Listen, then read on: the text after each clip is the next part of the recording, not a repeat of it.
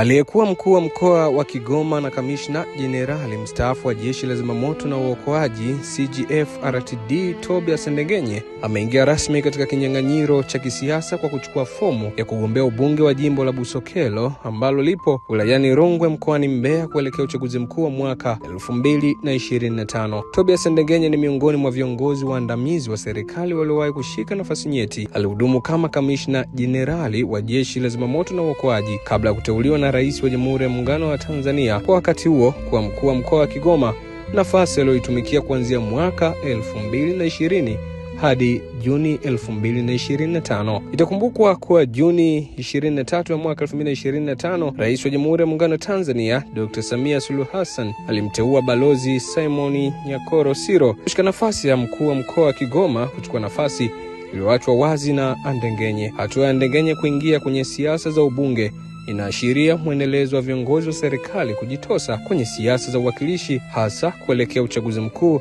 wa mwaka 2025 hadi 2030.